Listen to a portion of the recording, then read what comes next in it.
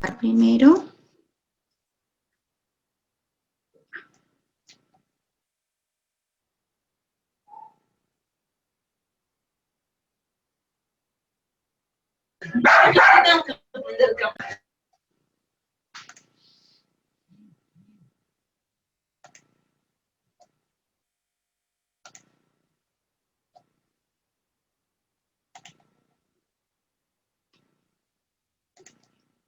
Listo, chicos, muy buenas tardes. Vamos a dar inicio con la clase de este módulo. Hoy es nuestra última clase, así es que la idea es que podamos cumplir justamente los objetivos que habíamos planificado. Este módulo, básicamente, el objetivo ha sido hablar acerca de las dificultades del lenguaje y comunicación en el ámbito preescolar y escolar. Lo que yo he planificado en estas 4 clases es de que ustedes puedan conocer los indicadores de esas problemáticas que con frecuencia encontramos nosotros en nuestros niños.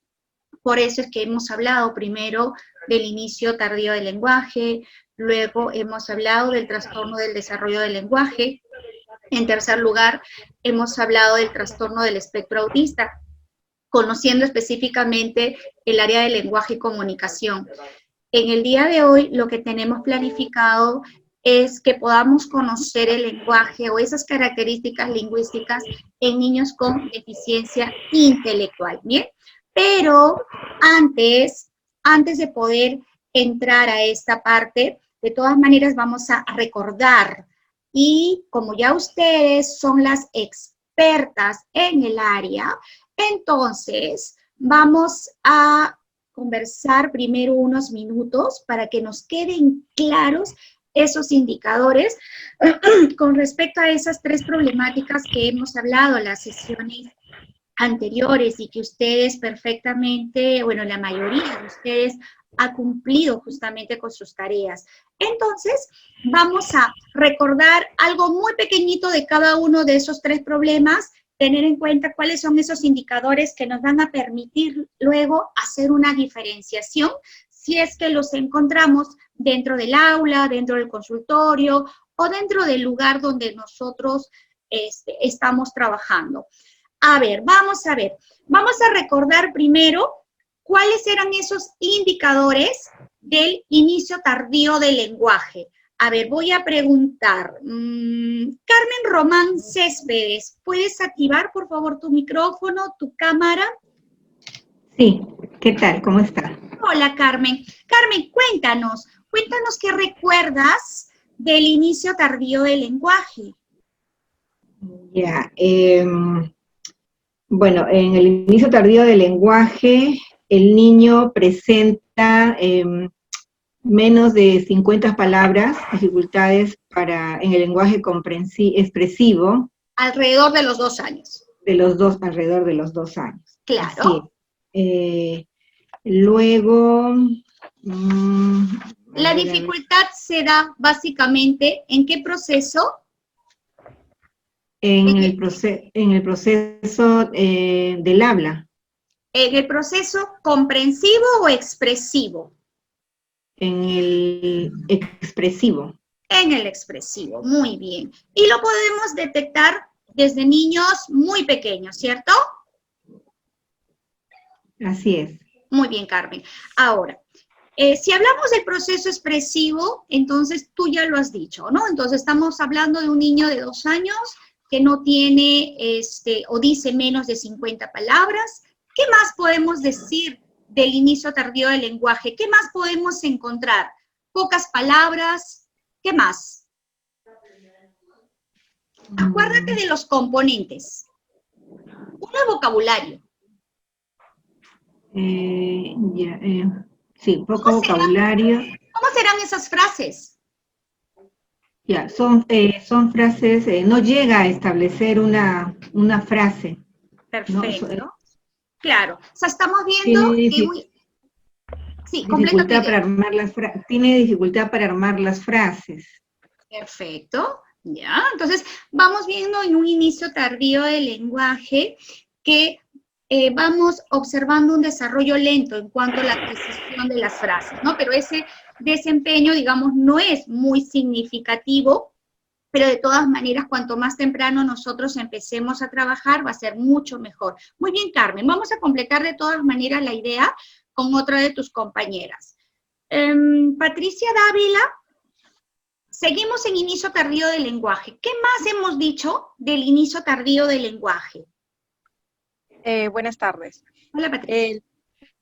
Los niños sí presentan palabras simples, más que todo monosílabas, palabras menores a 50 en su vocabulario, pero sí había intención comunicativa, sí estaban desarrollando lo que era el lenguaje comprensivo, pero más no el expresivo.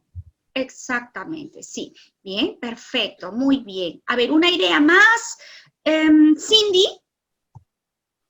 Cindy, para poder cerrar el inicio tardío del lenguaje.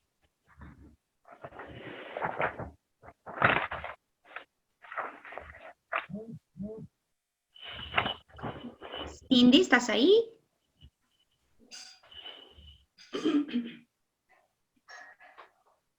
A ver, vamos a buscar a otra persona. Yanina Guzmán. Yanina, ayúdanos a completar. ¿Recuerdas que para hacer un inicio tardío del lenguaje, qué aspectos se descartaban?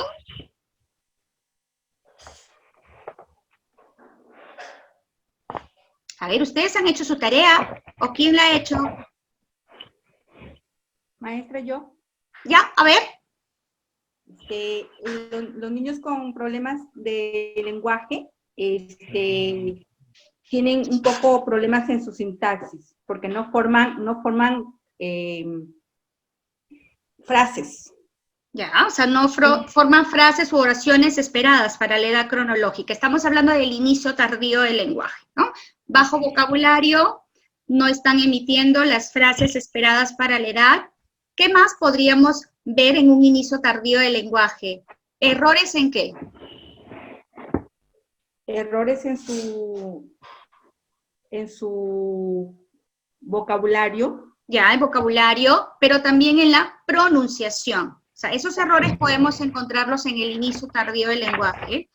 Y es importante que recordemos que en la comprensión, por lo general, son niños que van a tener un desempeño dentro de la norma o cercano al promedio, pero ya es una edad en la que nosotros debemos estar en alerta, porque ese inicio tardío del lenguaje, entre comillas, a veces ya puede estar dándonos indicadores de ser un problema mayor, ¿no? Entonces, más adelante llegamos a confirmar de que se trata de otro tipo de diagnóstico en este caso, pero que es importante que desde edades tempranas nosotros lo podamos corroborar. ¿Bien?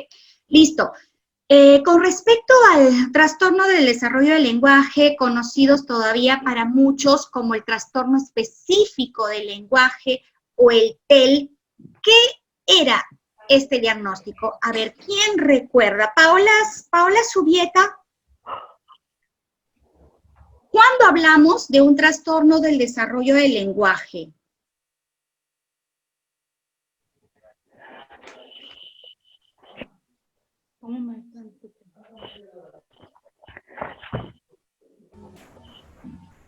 ¿Puedo contestar? Sí, claro que sí. Milagros. Ya. El trastorno de desarrollo del lenguaje es una dificultad que persiste en la adquisición y en el uso de la lengua, ya sea hablada o escrita. Exactamente. Ahora, ¿y compromete qué procesos? Bueno, tenemos dos procesos. La comprensión y la producción. Exactamente, compromete ambos procesos, ¿no? Entonces, estos problemas no son transitorios, son problemas que van a durar y que conforme pasa el tiempo los vamos observando en niños con problemas también de aprendizaje, niños cuando se enfrentan a la lectura, a la escritura, a las matemáticas, también allí va a evidenciar dificultades. Un niño que no logra desarrollar de manera adecuada el componente fonológico, entonces se enfrenta a un primer grado con muchas dificultades de conciencia fonológica en cuanto a la lectura, en cuanto a la escritura. Si es que no presenta, puede tener problemas en otros componentes. No desarrolló un adecuado nivel de vocabulario, no desarrolló una adecuada comprensión, estructuración. Entonces vamos a encontrar a veces niños que sí pronuncian bien, leen muy bien listados de palabras, pero cuando tienen que comprender textos o comprender un problema matemático, ahí es donde vamos viendo dificultades en estos niños, ¿no? Entonces las dificultades, como ustedes recordarán en este momento, dijimos que es un conjunto de dificultades de manera heterogénea, porque no en todos los niños lo vamos a encontrar de la misma manera. Hay niños donde se altera más el componente fonológico, el componente sintáctico, y en otros se altera más el componente semántico, ¿no? Entonces, vamos a encontrar variaciones. Incluso en un mismo niño, no todos los componentes van a estar por debajo del promedio. Podemos encontrar que a nivel léxico, el niño responde muy bien. Le paso yo un manual de figuras y el niño me dice el nombre de todas las imágenes que yo le presento. Sin embargo, cuando yo empiezo a hacerle preguntas, incluso con las mismas figuras que él ha nombrado, no me responde de manera correcta. Y le pregunto cosas como, ¿y para qué sirve la cuchara? ¿O con qué comes? Y así, de esa manera, voy haciendo otras preguntas con el para qué, el qué, el quién, el con qué, el con quién, el por qué, para qué, entre otras, y el niño va evidenciando dificultades, ¿no? Entonces, a veces a nivel léxico puede puntuar dentro del promedio, por eso es que dentro del proceso de evaluación consideramos muy importante, o sea, las personas que tenemos más experiencia en el área de evaluación, que lo hagan justamente aquellos profesionales que tienen experiencia en el área, porque es muy diferente evaluar a un niño con un inicio tardío del lenguaje que cuando estamos hablando a un niño con un trastorno de desarrollo del lenguaje. Es totalmente diferente. Incluso los instrumentos con los que nosotros contamos dentro del área de evaluación, muchas veces a la edad solamente de 3 años, viene el paciente de 3 años, 0 meses, y no contamos con muchos instrumentos de evaluación estandarizados para esas edades, pero ¿de qué depende mucho el diagnóstico? De la experiencia del evaluador y de que conozca justamente el marco teórico, y nuevamente incidimos en esto, y creo que ustedes desde la primera clase con el profesor Alejandro, han visto la importancia de conocer justamente los aspectos teóricos. Si no sabemos aspectos teóricos, no podemos todavía centrarnos en qué actividades o cómo yo puedo estimular a mis niños del aula en vocabulario, en estructuración, en pronunciación, ¿no? Yo sé que ustedes, obviamente, desde la primera clase, porque justamente he conversado también con el profesor Dioses, antes de empezar las clases con ustedes, de cuáles eran esas expectativas y cuáles eran esas motivaciones. Y ya ustedes con las clases de él ya empezaban a hacer preguntas con respecto a qué hacer, qué actividades realizar.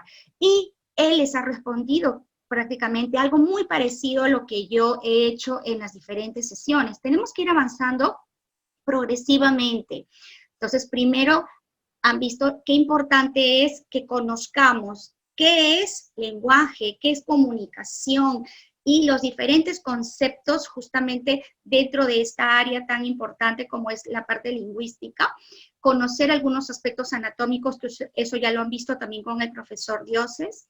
Luego hemos tenido que ver aspectos relacionados al desarrollo, porque si yo no sé marco teórico con respecto al desarrollo, entonces, ¿qué observo en el niño? Yo con el niño tengo que ser muy observadora, pero ¿qué voy a observar si no conozco el marco teórico? Entonces, esa información tiene que estar interiorizada, de tal manera que a mí me permita observar a un niño, y yo no estoy utilizando a veces ningún tipo de instrumento, ninguna prueba, pero yo ya hice una entrevista dirigida a poder observar cómo se encuentra el proceso expresivo, comprensivo y los diferentes componentes del lenguaje, ¿no? Les comento una experiencia particular.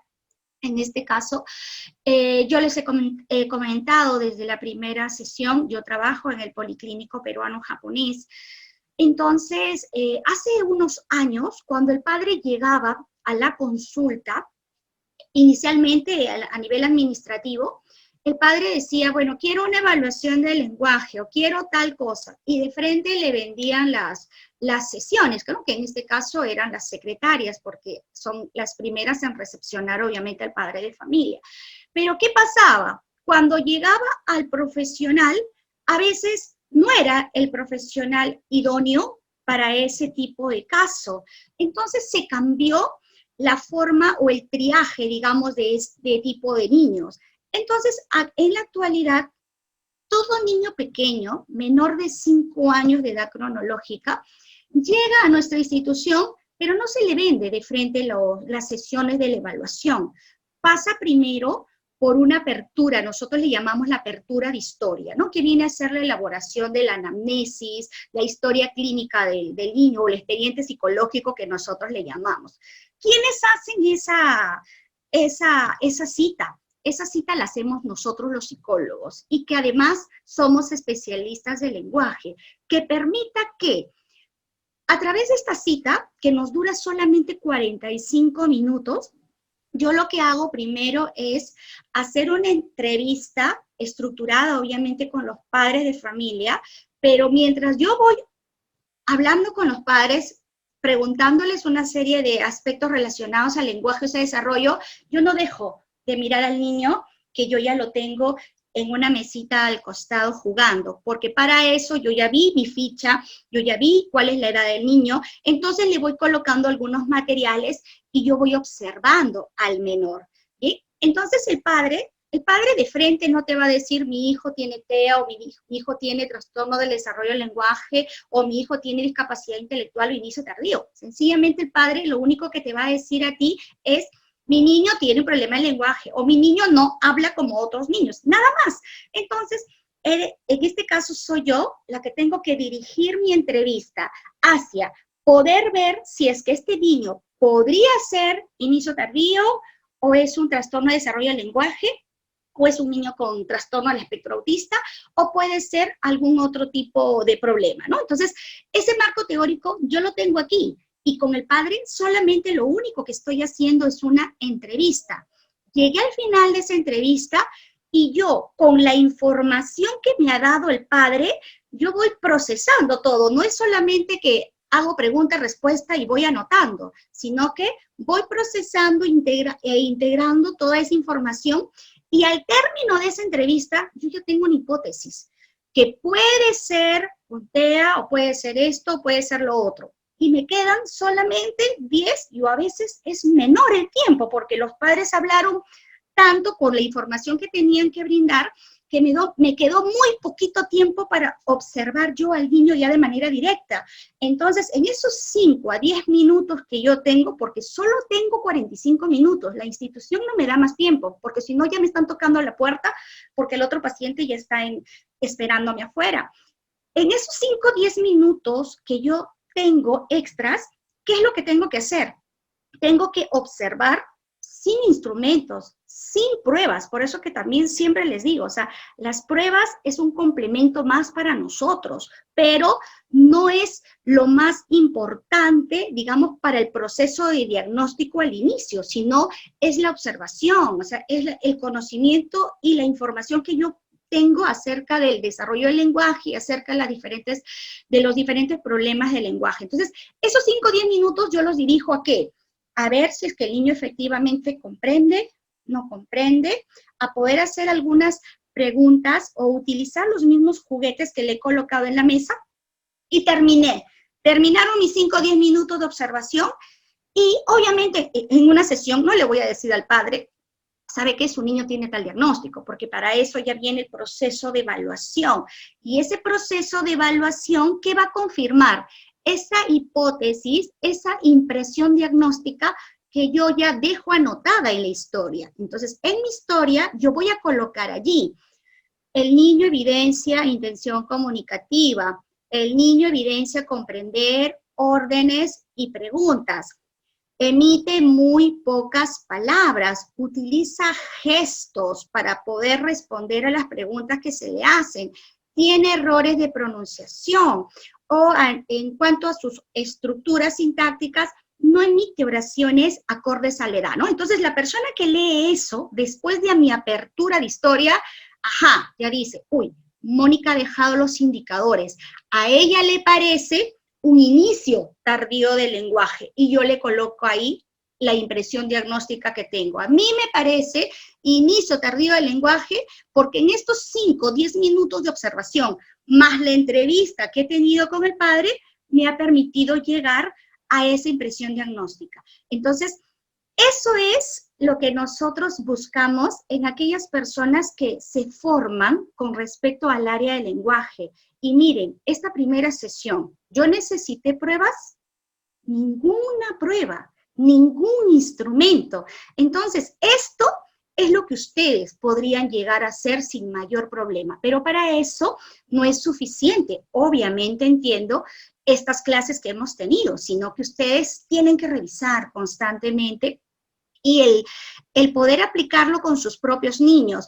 Hasta hoy, ustedes han cumplido con 3 tareas. 3 tareas que, como les mencioné en la primera sesión, lo importante es que ese material ustedes lo puedan utilizar con la población con la que trabajan. Entonces, si trabajan en un colegio de educación inicial, pueden proporcionar ese material.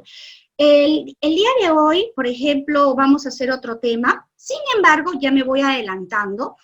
Yo he colocado de todas maneras en la diapositiva una tarea, pero esa tarea la van a hacer ustedes sin necesidad de tener que presentármela. Esa ya es responsabilidad de ustedes. Si ustedes quieren terminar con un producto de cómo sería el lenguaje en determinadas edades, ustedes lo hacen, pero lo hacen para ustedes. Ya eso ya no me lo van a presentar. ¿En qué consiste esa tarea para hoy día, que está en la última diapositiva? Que ustedes puedan hacer, por ejemplo, cartillas del desarrollo del lenguaje. Entonces, un padre, ¿qué necesita conocer? Necesita conocer cómo es el lenguaje de un niño de 2 años. Y si no está presentando estas características, consulte con un especialista. Igual para 3 años, igual para 4 años, ¿no? Entonces, es importante que ustedes puedan hacer eso, digamos, para poder cerrar esta parte de los objetivos. Y para ustedes va a ser bastante práctico también poder revisar nuevamente y van a interiorizar mejor esos indicadores del lenguaje, ¿bien? Entonces, habíamos empezado recordando las características del inicio tardío, las características del trastorno del desarrollo del lenguaje, y la semana pasada hablamos acerca de las características del TEA. Entonces, vamos a ver quién recuerda, a ver, si hay algún voluntario o voluntaria, puede tomar el micro y mencionar cuáles son esos indicadores que hablamos la semana pasada. A la 1, o si no, yo los llamo. A las 2. A las 3. ¡Ninguno! Ya, entonces yo, pues, a ver, Carmen, Minga, ¿o alguien dijo? ¿Alguien dijo yo? Bueno, Miss, lo que recuerdo de estos niños, buenas tardes. Sí. Estos niños, pues, el TEA es un trastorno de diferentes trastornos del aprendizaje, diferentes tipos de enfermedades. De verdad que es muy, muy duro. Estaba leyendo todo y lo que hemos repasado con usted. Estos niños tienen una característica muy, muy específica que ellos no tienen dificultad con relacionarse en la parte social. También son muy hipersensibles. Entonces no pueden tener como ruidos fuertes. También son niños que presentan una característica en el olor, observan un poco, tienen dificultad con el olor, también en la forma de cómo se puede trabajar con ellos. Entonces, unas características bastante, ¿cómo puedo decir? Bastante... la disciplina, yo creo que el trabajo más a nivel personal con los padres y también a nivel de como profesores, cómo ayudamos a estos niños a integrar en esta educación inclusiva. Entonces veía un poco eso, eso es lo que puedo un poco recordar. Exacto, muy bien la información que has dado. Lo único que sí tengo que hacer una corrección es que el TEA no es una enfermedad, es una condición del desarrollo, pero no es una enfermedad, ¿sí? Entonces, eso sí lo debemos tener claro. Y lo que has mencionado es correcto, o sea, hablamos la semana pasada de dos áreas, sobre todo de dificultades que nosotros los vemos en el manual del DSM-5, que es el que utilizamos para poder ver los criterios de diagnóstico. Y ahí lo que veíamos era alteraciones en la comunicación e interacción social y patrones de comportamiento repetitivos, ¿no? Entonces, esas dos áreas, sobre todo, son las que vamos a encontrar como ejes, digamos, que van a orientar nuestro diagnóstico y que pueden estar acompañados o no de dificultades de lenguaje, o pueden estar acompañados también de deficiencia intelectual o no necesariamente, ¿no? Entonces, hablamos también de niveles, entonces, de grado 1, de grado 2 y de grado 3. A ver, ¿quién me puede decir en este momento qué es lo que va a determinar, digamos, la diferencia entre un trastorno del desarrollo del lenguaje y un trastorno del espectro autista? ¿Qué diferencia un TEL de un TEA? ¿Alguien me puede decir? Ángel Ventosilla, ¿te acuerdas? Vamos a hacer participar a un caballero. Ángel, ¿estás allí? Hola Miss, ¿qué tal? Buenas. Hola Ángel, te vi en la lista, así que a ver, vamos a ver. Cuéntanos, ¿cuál sería la diferenciación entre un TEL y un TEA? Ya podría, Miss, bueno, no estoy seguro, pero a ver, para lo que yo puedo entender, Claro, sí. el TEL, el trastorno del lenguaje, de desarrollo del lenguaje, creo, tiene el DSM-5, el niño no debe de estar libre de deterioro cognitivo, de deterioro auditivo, sensorial, y bueno, el TEA, como es un trastorno de neurodesarrollo, posiblemente si lo tengan. No, para mí es eso, no sé si estaré bien o estaré mal. Claro, ambos son trastornos del neurodesarrollo, ¿sí? Pero efectivamente, el TEL no vamos a encontrar, digamos, estas alteraciones en el área de comunicación, interacción social y estos patrones de conducta de manera repetitiva. Y efectivamente también, por ejemplo, cabe agregar aquí que si hablamos nosotros de los componentes del lenguaje cuando los evaluamos, en el componente pragmático, ahí vamos a encontrar significativas diferencias, ¿no? Porque el niño con TEL sí es un niño dentro de todo que tiene intencionalidad comunicativa, pero en el caso del TEA va a estar alterado, ¿ya?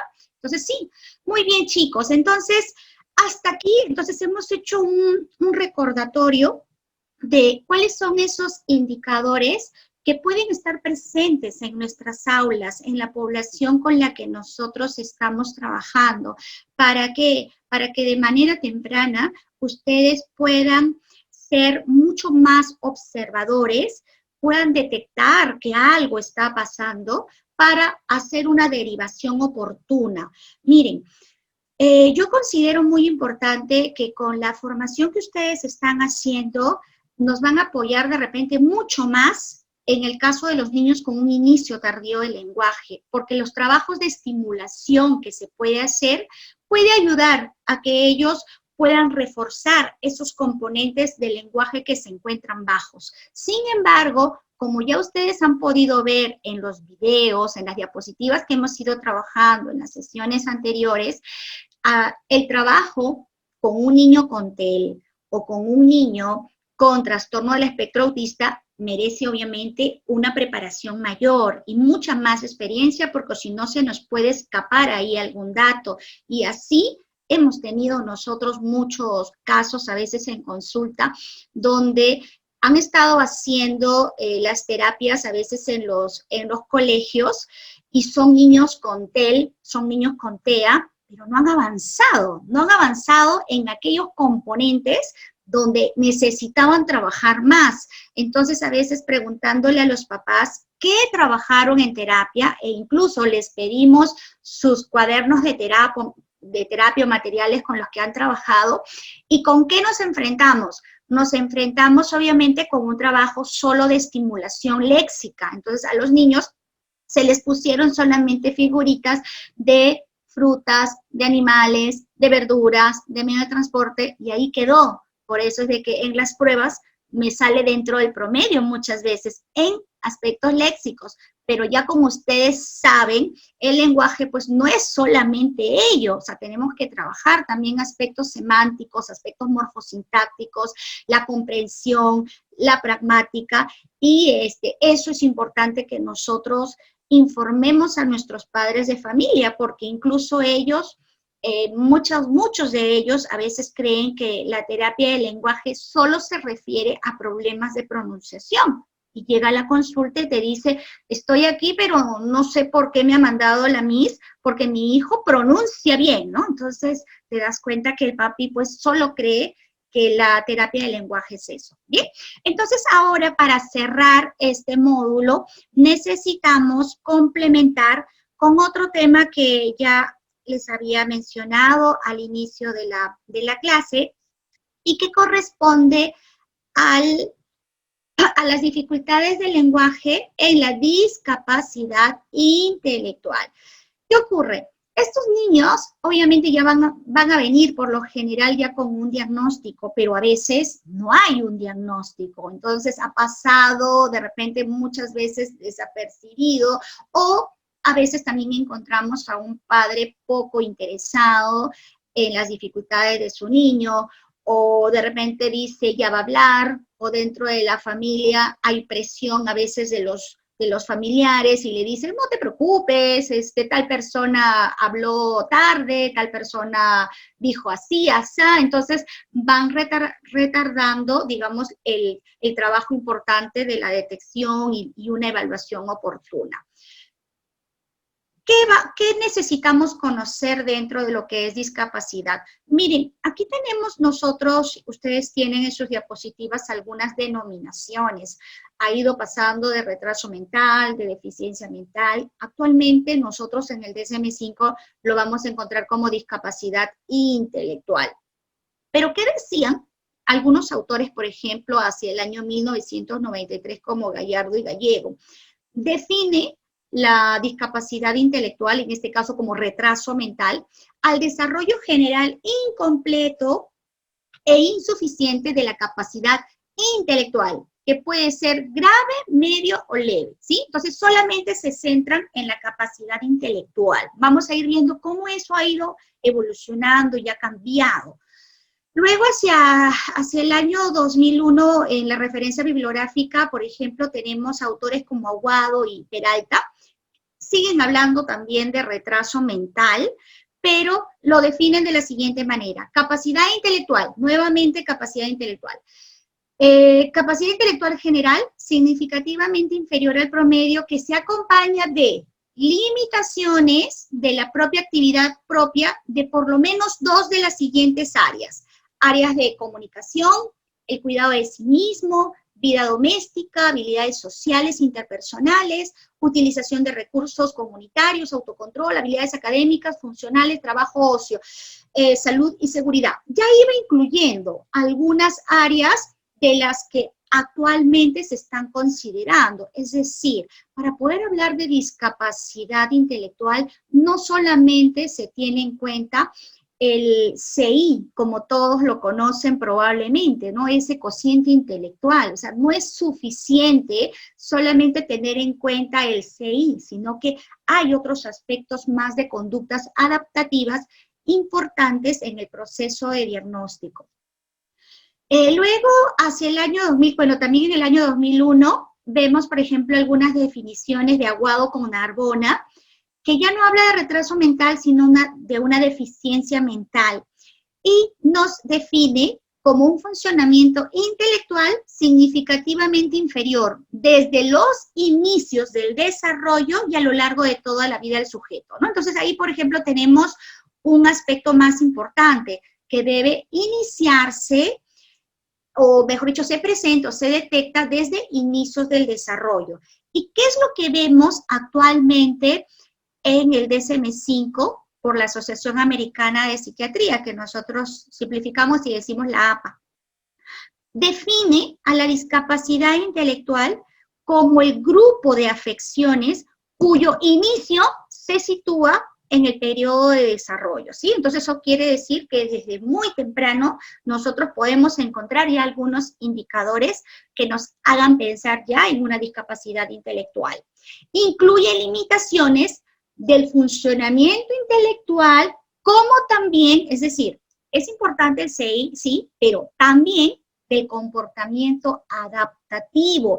Entonces, ahí vamos a ver nosotros en el DSM-5 que hay ciertos dominios conceptual, social y práctico, donde ayuda al evaluador, que en este caso es el psicólogo el que tiene que hacer esta evaluación, y puede identificar los grados, ¿no? Entonces, si es grado leve, moderado, y va estableciendo cuáles son las características que debe tener en el manejo de conceptos, en aspectos de interacción social, en actividades relacionadas a habilidades de autovalimiento, ¿no? En general, estamos hablando de comportamiento adaptativo, ¿no? Entonces, ambos aspectos son importantes para ese diagnóstico. Entonces, era importante considerar de todas maneras esta diapositiva, si bien es cierto, obviamente los profesores, las maestras, enfermeras no van a hacer este tipo de trabajo, ya nosotros los especialistas del lenguaje ya llega con el diagnóstico, pero si no llega con el diagnóstico y nosotros tenemos la sospecha que puede haber una discapacidad intelectual, tenemos que derivar, obviamente, con psicología para poder tener un diagnóstico de una manera mucho más clara y más precisa, porque obviamente también va a interferir en su desarrollo del lenguaje, desarrollo motriz y otros aspectos más del desarrollo. ¿Qué es lo que nos interesa a nosotros en este momento? Conocer cuáles son esas características en el área del lenguaje. En el componente, por ejemplo, pragmático, y que ya lo habíamos visto en la clase anterior, había una diapositiva donde mencionamos que había una diferenciación. Podemos encontrar, sí, un niño con TEA y que además tenga deficiencia intelectual, pero también debemos establecer una diferenciación entre ambos, porque puedo encontrarme con un niño que tenga deficiencia intelectual, pero no tiene indicadores del trastorno del espectro autista. ¿Y qué es lo que marcaría la diferencia? Este componente pragmático, porque si bien es cierto puede haber deficiencia intelectual, pero hay ciertas características que evidencia que el niño tiene intención de querer comunicarse, pero que obviamente al no tener los recursos necesarios, vamos a ver pues una intención comunicativa totalmente limitada para la edad cronológica. Como podemos ver en la diapositiva, los aspectos pragmáticos del lenguaje también están condicionados por el ambiente lingüístico que rodea al niño, las interacciones con los compañeros y el centro escolar. Y con respecto a estos factores, los vamos a ver justo en una diapositiva posterior, ¿no?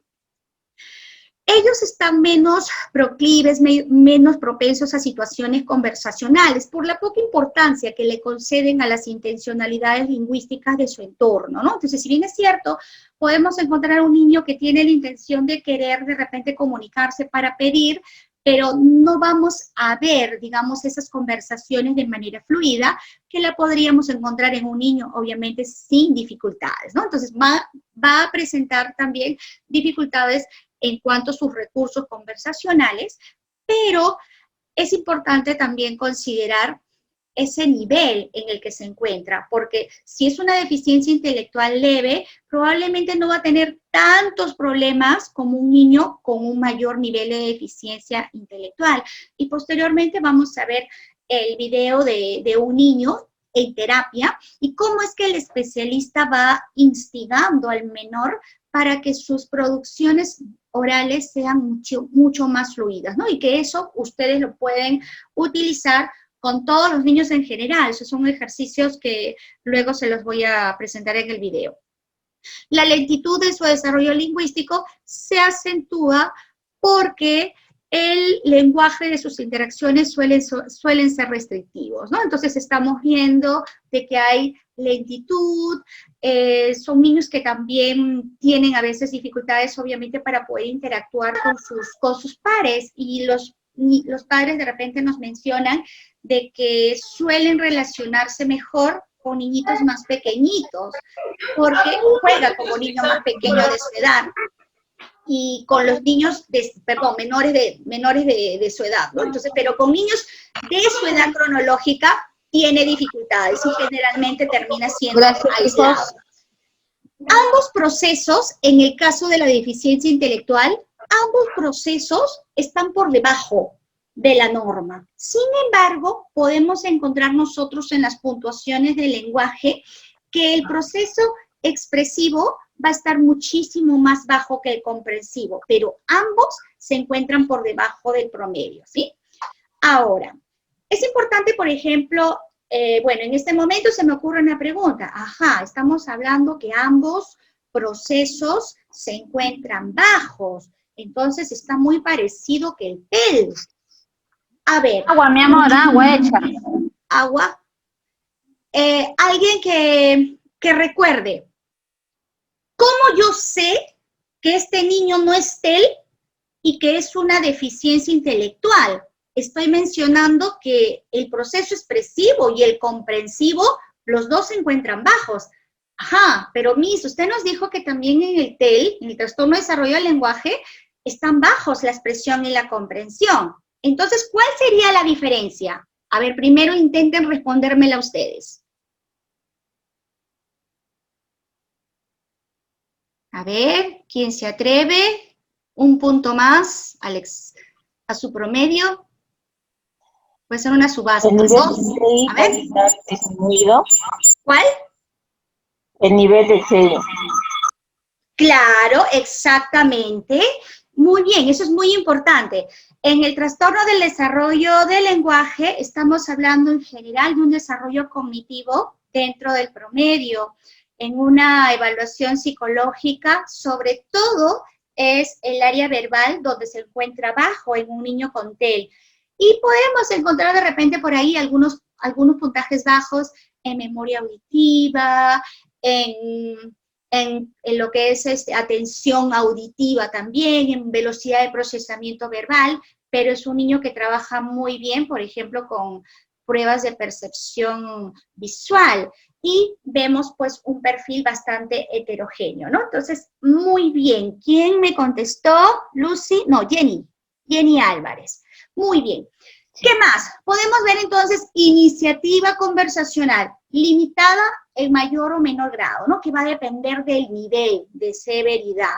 Ahora también, por ejemplo, vamos a ver el otro video, son dos videos que les tengo preparados para observar, de un niño con síndrome de Down, pero a diferencia del primero, tiene un nivel de desempeño cognitivo muchísimo más bajo, ¿no? Y obviamente eso va a interferir en esta posibilidad.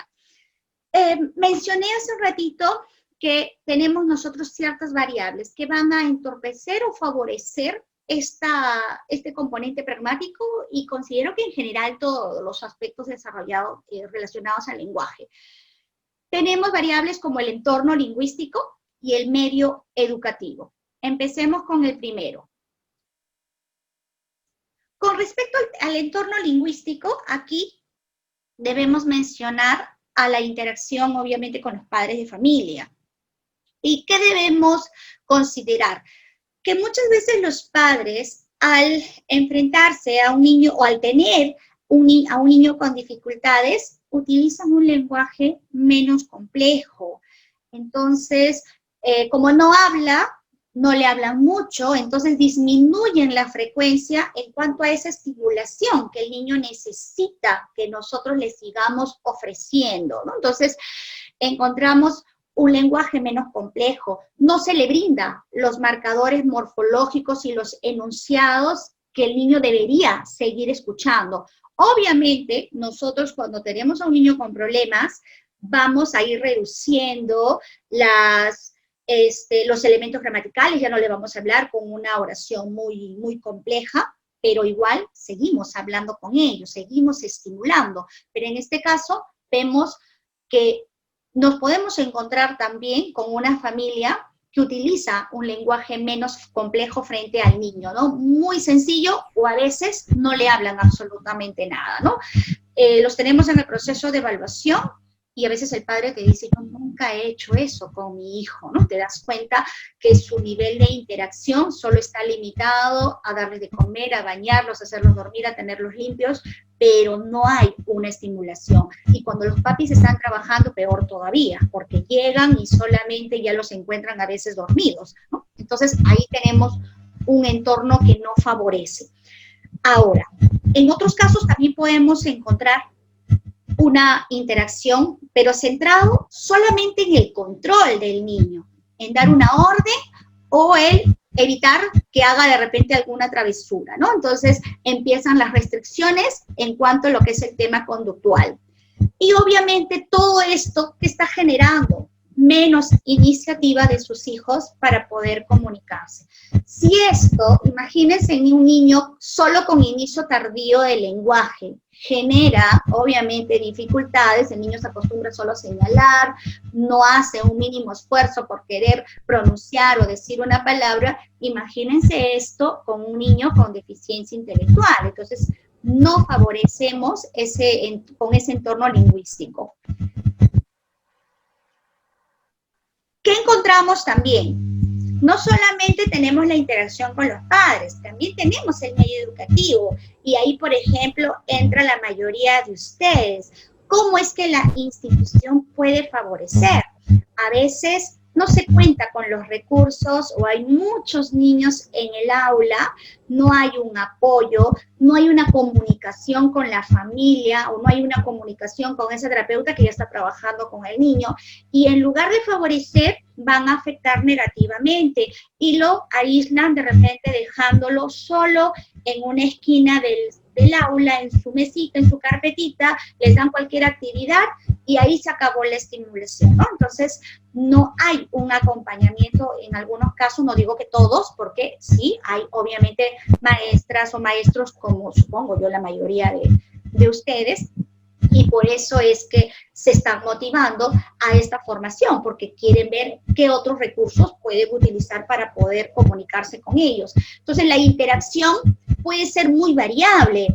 En algún momento, no sé si con este grupo o con otro, porque también estaba dictando paralelamente con otra entidad, alguien me decía, llegaba de repente al extremo de la sobreprotección. Entonces, una de dos, o lo ignoran dentro del aula, o también puede pasar a la sobreprotección. Entonces, eso obviamente no va a facilitar la comunicación, porque le hacen todo al niño, y lo van atendiendo como si fuera pues un bebé, incluso a veces hasta los cargan, ¿no? Si son niñitos pequeños.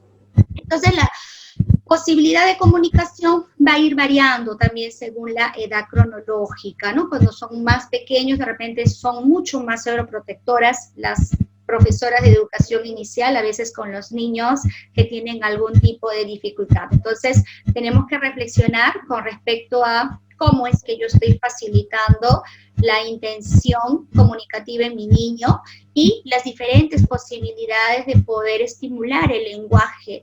Es muy importante que nosotros utilicemos en el aula diversos momentos, incluso, por ejemplo, la misma lonchera. No abrirle la lonchera, sino trae tu lonchera, ya le estoy dando una orden que traiga su lonchera. Si el niño no lo puede hacer solo, voy a instigarlo, lo voy a ayudar físicamente hasta que llegue a su mesita.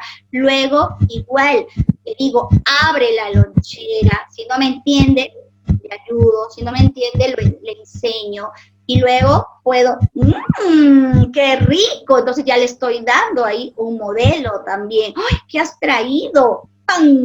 ¿Qué es esto? ¡Pam! Entonces ya al niño le estoy dando modelos. ¿Quieres? Entonces al niño ya le voy enseñando a que me haga un gesto si es que no tiene alguna palabra. Y digo, pan. No le voy a decir realmente, esto se llama pan, porque va a depender del nivel. O sea, si un niño que habla, entonces sí le puedo decir, esto se llama pan. Pero eso va a ir dependiendo de cuánto yo conozco al niño con el que estoy trabajando, para ir modelando esas estructuras sintácticas que yo quisiera que el niño me comprenda o me pueda imitar. ¿Qué más? En el componente léxico-semántico me refiero a vocabulario. ¿Qué es lo que podemos encontrar? Aquí vamos a encontrar, obviamente, dificultades en cuanto al vocabulario. Nosotros cuando hacemos la evaluación encontramos que es un niño que no tiene muchas palabras, o cuando tiene que establecer significados tampoco es capaz de poder hacerlo de manera correcta. Un desarrollo lexical más lento. No aprende con facilidad las palabras, demora en adquirir las primeras palabras. En cuanto a la frecuencia de uso, también hay significativas diferencias. Vemos que a veces las usa, a veces no, a veces aparecen palabras y después desaparecieron. Hay un vocabulario bastante limitado, me refiero a los sustantivos que poseen, a las acciones, a los verbos. Y algo muy importante que está en esta última diapositiva es, por ejemplo, esto. Evocación de las palabras por analogía de imagen y no por un razonamiento lógico. ¿Qué encuentro, por ejemplo, a veces en los niños con deficiencia intelectual? Les es más fácil si de repente yo le digo cuchillo es a cortar, cuando le coloco dos figuritas y luego le coloco colores es a, y el niño aprende más rápido y me selecciona el pintar. Pero si lo hago sin estas imágenes, ahí sí el niño tiene problemas. ¿Por qué? Porque le ha sido más sencillo evocar los nombres cuando estamos trabajando con el apoyo visual. O sea, está asociando solamente las figuras, pero no está razonando de manera adecuada con los estímulos verbales, ¿no? Entonces, como vemos, a nivel visual puede haber un desempeño diferente que cuando yo le digo solamente, la sopa está caliente y el helado está, y el niño no me responde absolutamente nada, ¿no? O nada correcto. Entonces, eso podemos ver en el componente léxico-semántico, un desempeño bajo en las pruebas de vocabulario. Y para los que son psicólogos, dentro de las pruebas, cuando nosotros evaluamos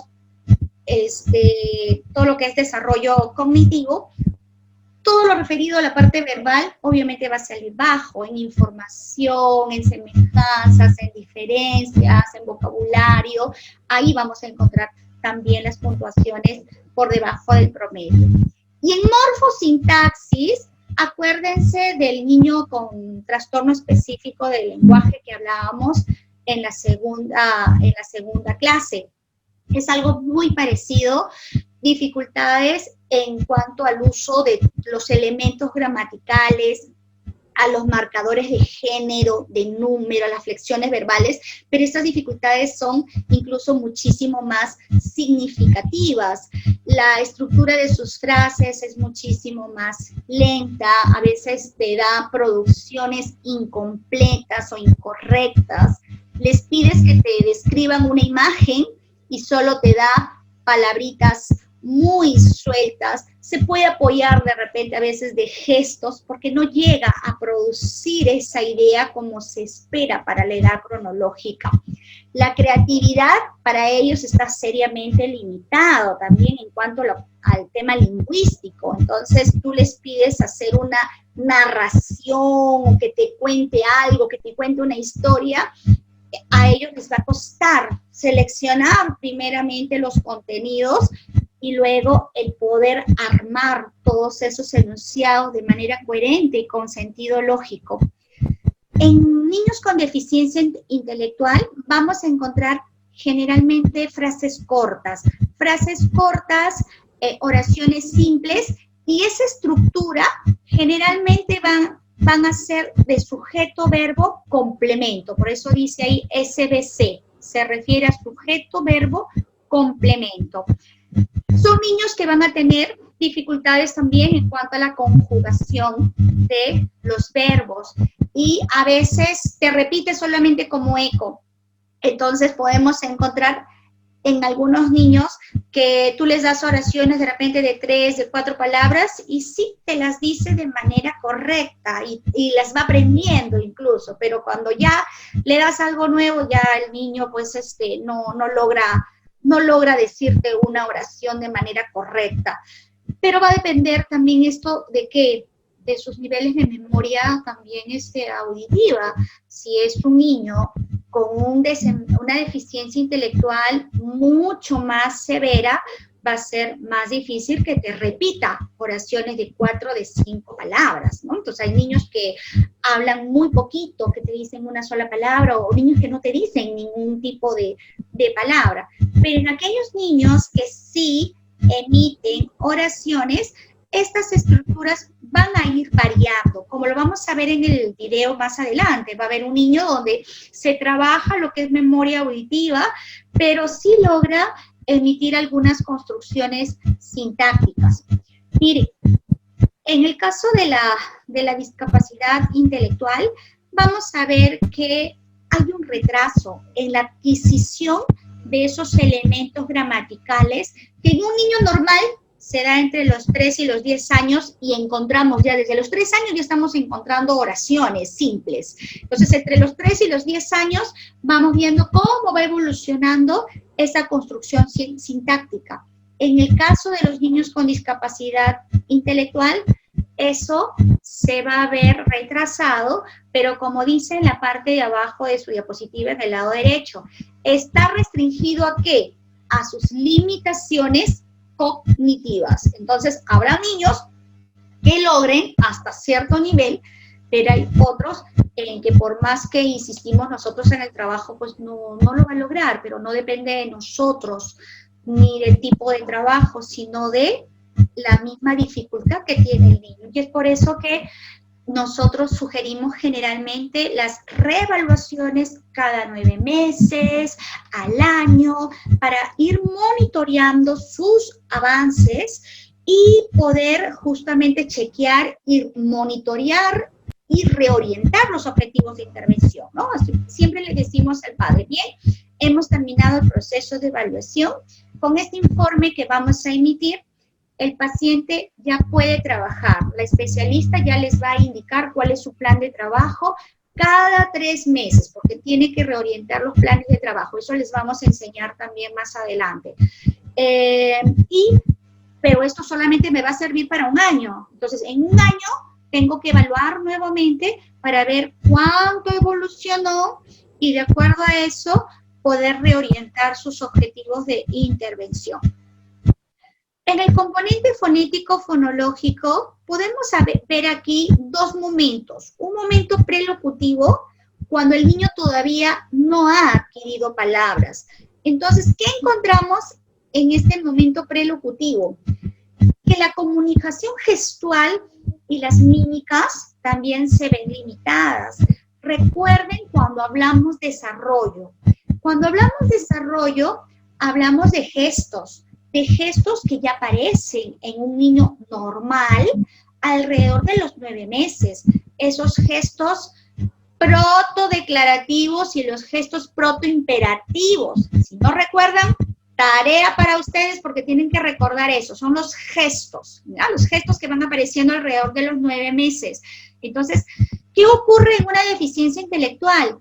La comunicación gestual y la mímica también se ven limitadas según el grado de discapacidad. sus llantos pueden ser más breves y con emisiones vocálicas mucho más pobres, un balbuceo limitado, pobre motilidad, me refiero al pobre movimiento de las estructuras anatómicas del habla, ¿no? Entonces, cuando tenemos a un niño pequeñito, puede ser confuso, obviamente, el diagnóstico. Miren, la mayoría de estos niños con deficiencia intelectual, dentro de la historia, en su anamnesis, en su historia clínica, vamos a observar que también hay dificultades en cuanto a su desarrollo motor, niños que demoraron para caminar. Entonces ya allí tenemos que hay varios niños que empezaron con las terapias físicas desde muy temprano, empezaron con todo lo que es la estimulación en esta área. Y se les diagnostica a los niños, siempre los padres te dicen, ¿no? A mi hijo le diagnosticaron retraso de desarrollo psicomotor.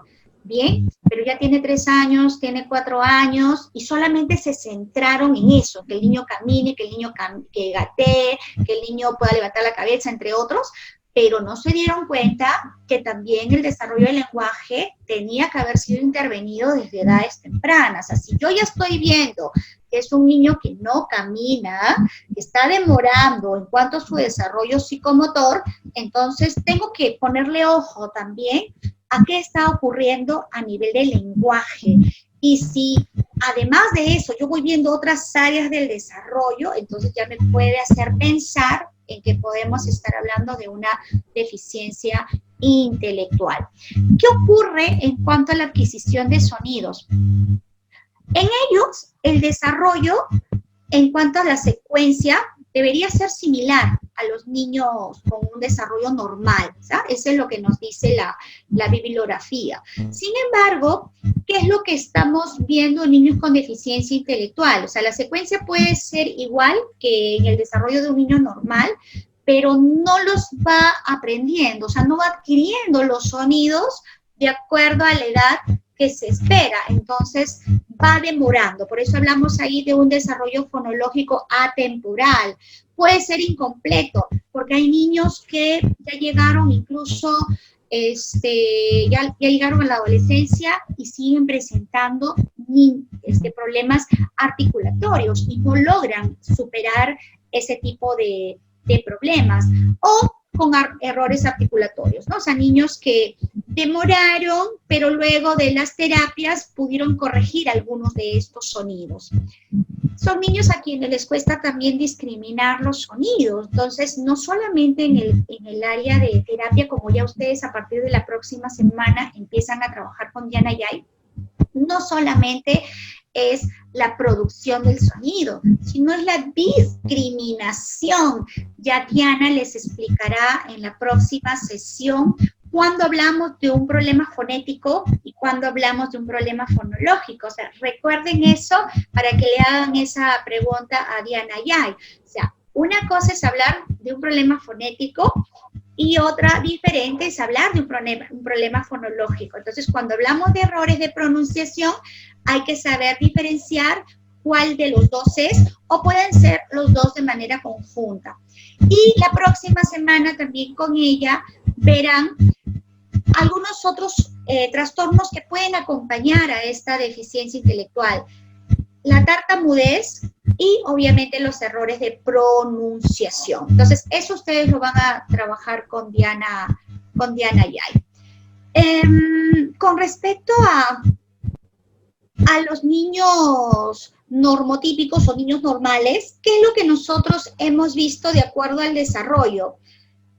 Inicia, digamos, con las primeras palabras alrededor de los 12 meses, o sea, el año, pero hacia los 5 o 6 años ya nosotros esperamos que haya una pronunciación de manera correcta. O sea, 6 años ya no debería tener ningún tipo de problema. Pero, ¿qué pasa en el niño con discapacidad intelectual? Vamos a encontrar que esto se va retrasando. Entonces, podemos encontrar los primeros sonidos, las primeras palabras hacia los 2 a los 3 años, ¿no? Pero no hay datos precisos, chicos. Por eso es de que el término de estos puede ser muy, muy variable también y depende, como ven ustedes en la parte inferior también derecha, que la bibliografía nos menciona que a deficiencia intelectual mucho más severa, vamos a encontrar mayores errores de pronunciación, ¿no? Entonces, en una deficiencia intelectual leve hay un menor porcentaje que cuando hablamos de una deficiencia intelectual mucho más severa, ¿no? Entonces, hay mucho más errores de pronunciación, pero no solamente en pronunciación, o sea, en general, en todo lo que corresponde al desarrollo del lenguaje, en una deficiencia intelectual leve, su nivel de desempeño en los diferentes componentes, no solo fonético, fonológico, sino léxico, semántico, morfosintáctico y pragmático, obviamente va a ser mucho mejor. Bien, antes que hagan algún tipo de pregunta, vamos a ver un casito. Estamos a tiempo todavía. Voy a parar la grabación.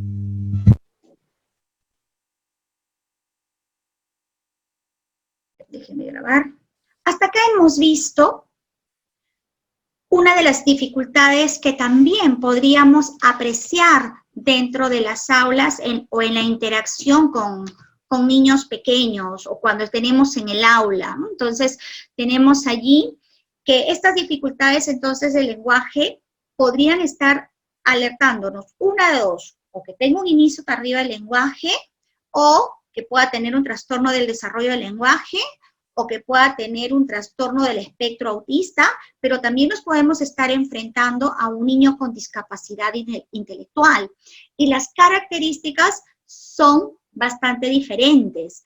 Entonces, en estos niños, obviamente para que se haga un diagnóstico con deficiencia intelectual, tiene que haber una evaluación previa que nosotros, bueno, voy a decir nosotros, imaginando que yo no soy psicóloga y que estoy dentro del aula como ustedes. Entonces, tenemos que derivar, obviamente, a un psicólogo o a una psicóloga para que haga la evaluación. O sea, si nosotros estamos viendo en nuestras aulas que es un niño que no rinde de manera adecuada en el aula, en cuanto a lo que son aspectos académicos, que le cuesta aprender los colores, le cuesta aprender los conceptos que son sencillos para un niño de repente de 3, de 4 años, y como el resto de niños no está aprendiendo y además tiene dificultades de lenguaje, entonces por ello es importante que lo mandemos con una evaluación psicológica, y ya será psicología quien determine y derive obviamente también a una evaluación de niveles de lenguaje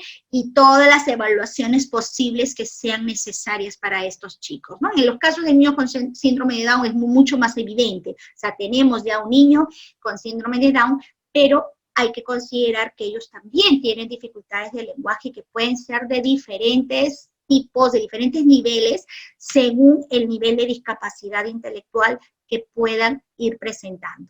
Chicos, hasta aquí. ¿Alguna pregunta? ¿Alguna duda?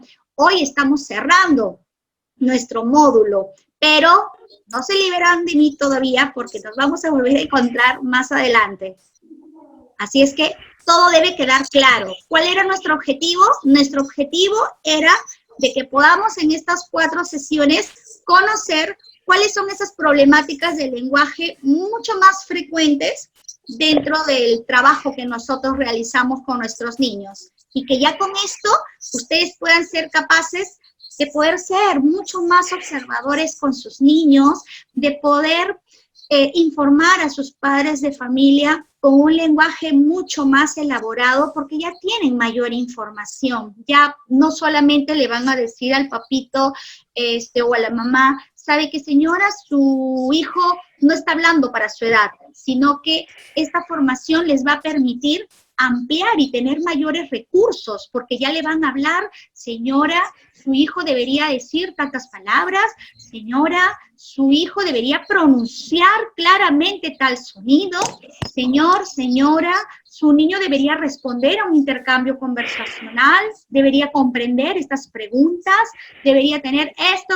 Entonces, este es el objetivo justamente de este módulo, de estas 4 clases que hemos tenido, que ustedes ya sean capaces de poder tener toda esa información que les permita ayudar obviamente a nuestros niños y a los padres de familia. ¿Preguntas, chicos? Buenas tardes, profesora. No sé si me escucha. Sí, disculpe. Tengo Paola, nos quedamos. Charles. Sí, tengo problemas con mi internet, pero quiero hacer una pregunta. Ya, correcto. Los niños con Asperger, que también tienen discapacidad intelectual. No, a ver, ahora, como mencionamos en los chicos con TEA, ya no estamos hablando de niños con síndrome de Asperger. En el DSM-4 estaba considerado el trastorno de Asperger, pero ahora todo eso está incluido dentro del trastorno del espectro autista. Entonces, recordemos la clase pasada, en el TEA hablábamos de grado 1, grado 2 y grado 3. Entonces, estos niños que anteriormente eran diagnosticados con síndrome de Asperger estarían dentro del TEA grado 1. Pero ¿cuál es una característica generalmente en ellos? Que la capacidad cognitiva la tienen conservada. Entonces, esa sería la respuesta a tu pregunta, ¿no? Pero ya no lo hablamos como síndrome de Asperger, sino más bien como trastorno del espectro autista. Pero dentro de la comunidad científica y los médicos todavía lo siguen empleando. Ayer hay un neurólogo que sería muy importante. Bueno, yo lo compartí en mi Facebook y también en la página de ADA Asociados. Ayer se le hizo una entrevista al doctor Daniel Gavino Koch, es un neuropediatra, si no me equivoco es el director del Instituto de Salud del Niño. Hizo una entrevista de 20 minutos aproximadamente sobre TEA, y él habló justamente de los niños con síndrome de Asperger. Como yo no las tengo a ustedes conectadas en mi cuenta de Facebook, pueden ingresar a la página de ADA Asociados, que se les mandó la semana pasada, la página del centro que yo dirijo, y yo lo he compartido. Está ahí la entrevista que le han hecho a este neuropediatra sobre TEA, y él habla de síndrome de Asperger, y de esa todavía polémica que algunos médicos no están de acuerdo en que se haya unido como trastorno del espectro autista, sino que hay un grupo de médicos que consideran que se tiene que sacar al síndrome de Asperger, ¿no? Pero ahí pueden ampliar un poquito más la información. ¿Alguna otra pregunta? Sí, maestra, buenas tardes. Ana Isabel. Sí, yo tengo dentro de mi aula, soy profesora de inicial, y en mi aula, en el aula de 5 años. Espérame, Ana. Alguien tiene su micrófono y no me dejan escuchar bien. Zulema, por favor, apaga tu micrófono. Ya, Ana Isabel, ahora sí. Tengo una niñita con síndrome de Down, con su discapacidad intelectual leve. Entonces, la niñita pone atención, atiende, comprende. ¿Aló? Sí, te escucho, Ana.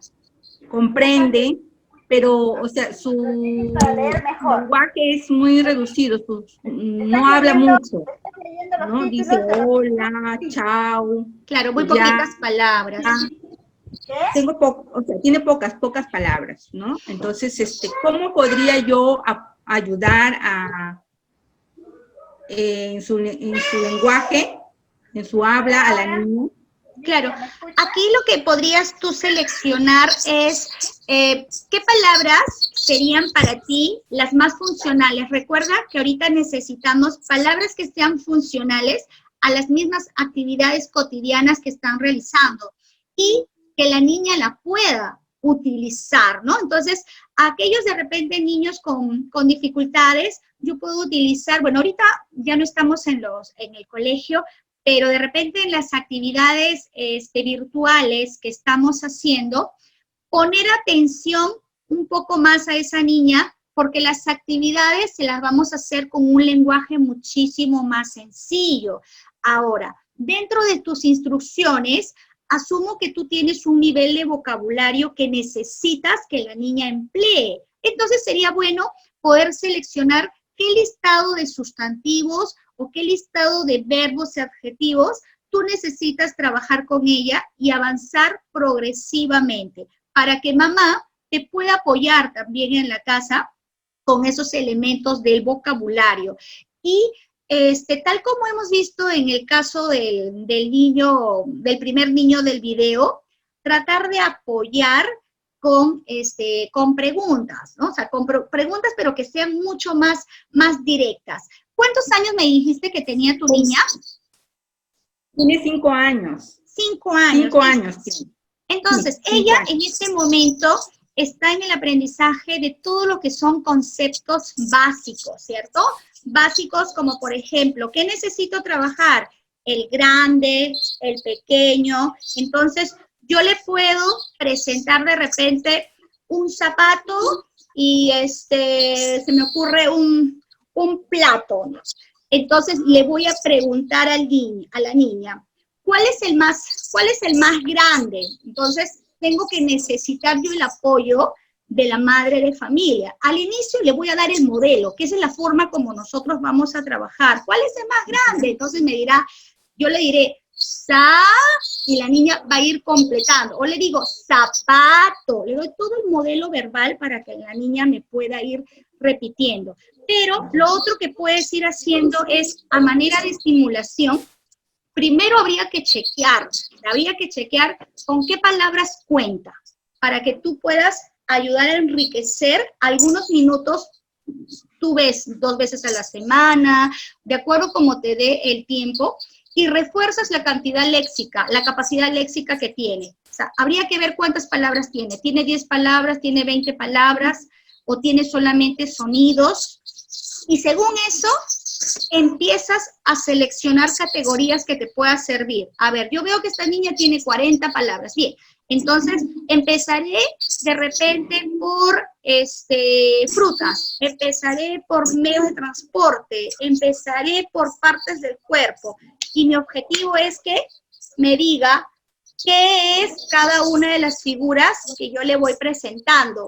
Le puedo decir a la mamá, señora, cuando usted juegue con las muñecas, usted, por ejemplo, juegue a bañar a la muñeca y usted dígale, a ver, ahora lávale su pierna, ahora lávale su brazo, ahora lávale la cabeza, y ahí estamos reforzando lo que es comprensión. Pero como yo quiero que hable, porque tú me decías que es la niña que comprende, entonces de repente a la inversa le puedo decir, ¿y qué le estoy lavando?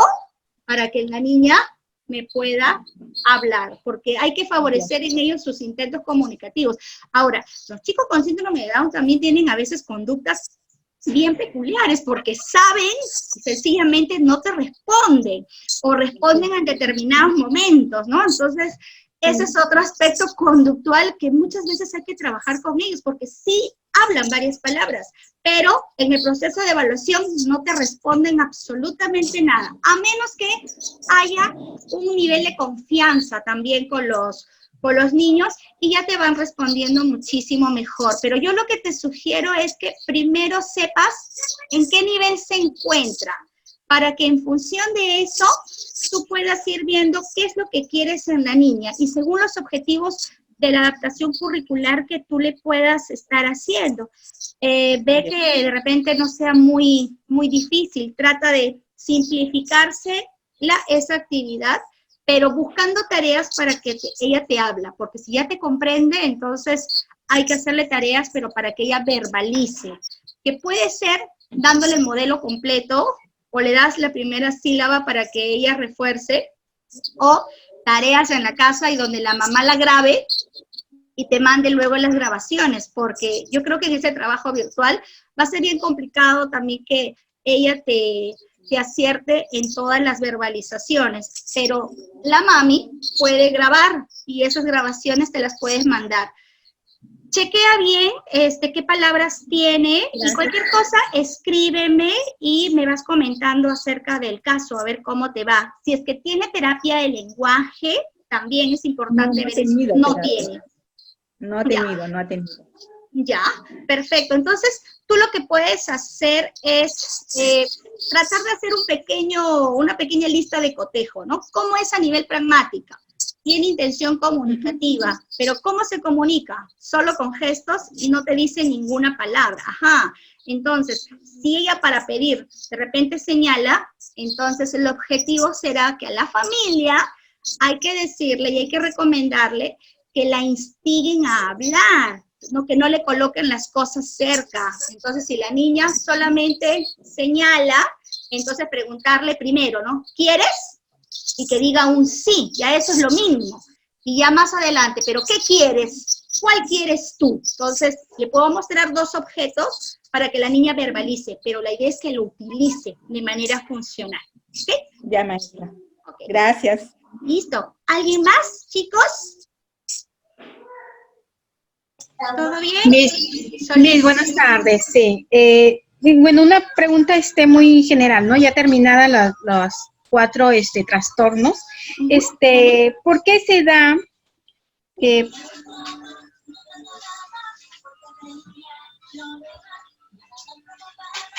¿Por qué se dan estos trastornos, no? El inicio tardío del lenguaje, ¿no? El trastorno específico y el espectro autista. ¿Por qué se da? ¿Porque nacen así o tienen alguna dificultad cuando nacen o porque no se le dio la debida estimulación cuando están en el vientre de la madre? Todas estas problemáticas que hemos visto están consideradas como trastornos del neurodesarrollo, así es que no tiene nada que ver el tema de que lo hayan sobreprotegido o el que no se le haya dado la estimulación.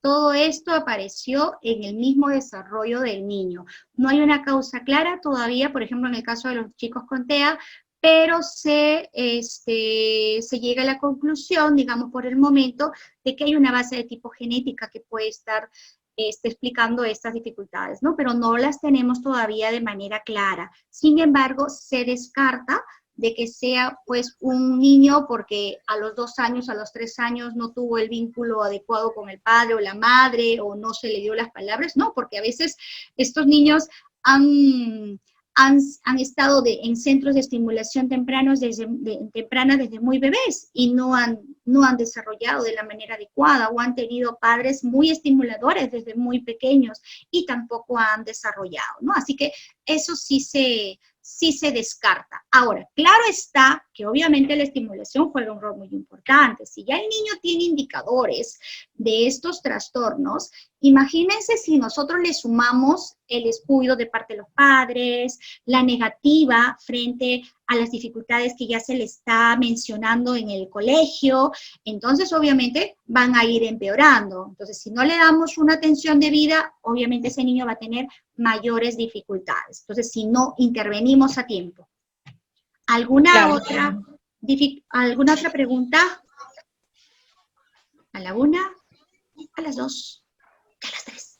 Gracias. Buenas tardes. Ok, chicos, entonces, me da mucho gusto haber podido culminar tal como había planificado. Yo les doy las gracias por haberse conectado de manera puntual desde la primera clase. Estamos terminando este primer módulo, bueno, segundo módulo ya. Vienen más adelante. Ustedes ya la próxima semana empiezan a trabajar con una colega muy buena en el área de tartamudez. Ella es directora del Centro Especializado de Tartamudez aquí en Lima. Y es por eso que la recomendé, justamente para que pueda abordar ese tema con ustedes. Y también hablará acerca de los trastornos de sonidos del habla. Más adelante, no recuerdo exactamente la fecha y en qué módulo, pero nuevamente nos volvemos a ver en un módulo relacionado al marco teórico en el área de evaluación, que es en lo que yo trabajo actualmente. Así es que más adelante nos volveremos a ver nuevamente. Como les dije al inicio de la clase, bueno, ustedes han cumplido con 3 tareas y los felicito porque he visto en mi correo hasta hoy día que la mayoría los ha cumplido. Por A o B, si hubieron ahí algunos que les falta, mándenlo por favor al correo que ya se los han enviado desde el primer módulo con Alejandro, que es el mismo correo que ustedes han estado utilizando. Yo de todas maneras voy a ingresar en esta semana nuevamente para poder revisar los trabajos que falten. Y bueno, para poder cerrar, sí me gustaría que... Listo, antes de pasar a las siguientes diapositivas, las preguntas que sean necesarias en este momento. A ver, chicos, chicas. Una consulta, Miss. Ese tipo de ejercicio para trabajar con pictogramas ¿también lo podemos aplicar con niños que tengan un inicio tardío de lenguaje? Por supuesto, con inicios tardíos del lenguaje, con trastorno de desarrollo del lenguaje, con niños con trastorno del espectro autista, con discapacidad intelectual, con todas las dificultades lingüísticas, y ustedes van a ir viendo, o sea, dependiendo de sus niños, van a ir ampliando. Aquí hemos visto que el especialista está utilizando, por ejemplo, ¿quién es? ¿No? El gato, puede ser come, corre, dónde, en el campo, en la granja, etcétera. Hay algunos que, dependiendo de los niños, se va a tener que desmenuzar aún más, porque aquí, por ejemplo, tenemos a un niño que nos puede decir el gato, pero hay niños que necesitan también un estímulo para el o el a, y luego colocar gato. Entonces ya no van a ser solamente 3 figuritas, sino vamos a tener que colocarle más elementos visuales para poder apoyarlos, ¿no? Y eso lo podemos usar en el aula también. ¿Otra pregunta, chicos? ¿Todo claro por ahí hasta el momento? A la 1, a las 2. Y a Es una pregunta. Jenny, cuéntanos. Cuando se refiere al desarrollo fonológico temporal, ¿se refiere a daño en el área de Broca? No necesariamente, escúcheme. Hemos visto, si es que estamos hablando de niños con inicio tardío, trastorno de desarrollo del lenguaje o trastorno del espectro autista, no estamos hablando de que hay de manera comórbide un daño cerebral, o sea, eso se tiene que descartar. Sin embargo, en el caso de un niño con deficiencia intelectual, sí es muy importante que se hagan los exámenes auxiliares para ver qué hay de fondo también a nivel neurológico, ¿no? Pero sí que obviamente tiene que ver mucho diferentes zonas o áreas del cerebro, pero no solamente el área de Broca, o sea, aquí hay varias áreas comprometidas que ustedes ya han podido apreciar con Alejandro, ¿no? O sea, hay diversas funciones lingüísticas que tienen que ver con algunas áreas del cerebro, ¿ya? Pero sí me había olvidado ese dato importante. La parte neurológica es muy importante que nosotros podamos tener ese dato. Entonces, si yo tengo un niño con una deficiencia intelectual, por lo general ese niño ha tenido una interconsulta neuropediátrica. O sea, ¿qué pudo haber pasado? En este caso, digamos que no nos hemos centrado en los factores etiológicos, pero ya con la historia de cada caso vamos a ir viendo diferentes, digamos, factores que pueden haber sido la causa de esta discapacidad intelectual. Niños que tuvieron a veces un desarrollo normal a nivel, digamos, prenatal, pero justo en el momento del parto hubieron dificultades y hubo de repente una hipoxia, y eso fue lo que generó en el niño la pérdida de oxígeno y por lo tanto pues las secuelas más adelante, ¿no? Y pueden haber una serie de factores que hayan generado esta discapacidad intelectual. Por acá veo una pregunta, me comentan sobre los niños normotípicos. Me refiero a los niños normales. Esa es la denominación que le damos a los niños normotípicos, son los normales, ¿ya? ¿Alguna otra pregunta para pasar a la siguiente diapositiva? Bien, vamos a continuar. Dentro de esta discapacidad intelectual, es muy importante también mencionar lo que voy a presentarles a continuación. Obviamente, no somos ni los psicólogos ni los especialistas del lenguaje los que vamos a diagnosticar un síndrome, porque estos ya son alteraciones genéticas que pasan por otros especialistas, que en este caso son los médicos, los neuropediatras, los genetistas. Y hay sobre todo uno de ellos que conocemos de repente con mayor frecuencia, que es el síndrome de Down. Pero estos niños, obviamente por sus mismas dificultades, también van a tener problemas en el área lingüística. Y ahí les voy a presentar en las diapositivas dos síndromes más que también podríamos encontrar. ¿Ya? Pero estas son alteraciones de tipo genética, pero que dentro de sus características van a tener dificultades también en el área del lenguaje. No nos vamos a centrar en aspectos etiológicos, nada del diagnóstico, sino en lo que es el área del lenguaje, que es lo que nos interesa en este momento. Entonces, la mayoría de ustedes ha visto a un niño con síndrome de Down, ¿no? Que tiene ciertas características físicas que pueden ser distinguibles para nosotros. Este síndrome de Down es una alteración del cromosoma 21, entonces ahí es donde ha habido una dificultad, una alteración, en este caso de tipo genético. Pero, ¿qué vamos a encontrar en el lenguaje? ¿Qué es lo que nos interesa? En el lenguaje, lo que nosotros vamos a encontrar es que estos chicos con síndrome de Down pueden presentar una discapacidad intelectual que va desde un nivel leve hasta grave. Entonces, estos niños, obviamente, además de toda la intervención temprana que se les ha realizado desde muy bebés, porque ya desde la semana de nacido ya son niños que están en sus intervenciones, también es de esperarse que a los 2, a los 3 años, tienen que pasar también por otro tipo de evaluaciones y trabajos, el área de psicología, el área del lenguaje, porque en el área de psicología puede haber una discapacidad intelectual.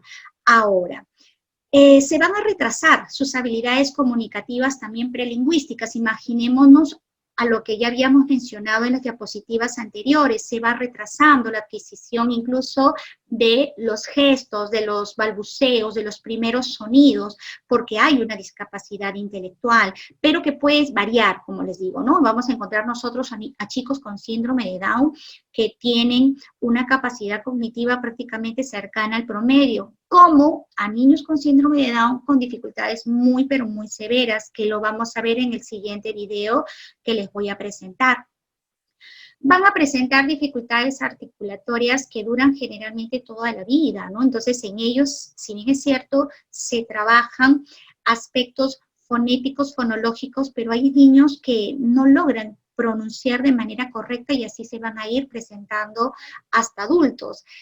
Nosotros en el área del lenguaje, por ejemplo, tenemos un área muy importante, así como tenemos especialistas que digamos se subespecializan en otras áreas de trabajo, como por ejemplo la tartamudez.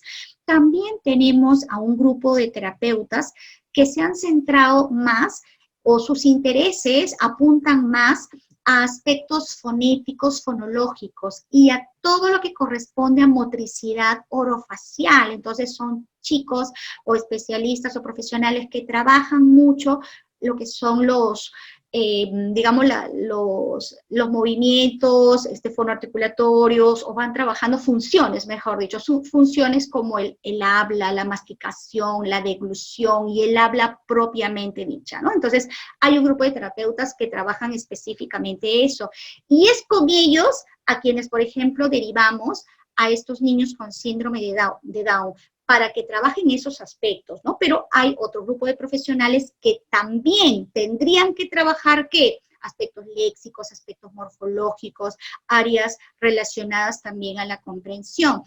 Igual como ocurre en varios casos, yo he tenido varios pacientes que, por ejemplo, han llegado a los 6 años de repente a una evaluación de lenguaje conmigo, y he podido ver en la historia que recibe terapia de lenguaje desde muy pequeñitos, pero solamente han centrado su trabajo en aspectos articulatorios.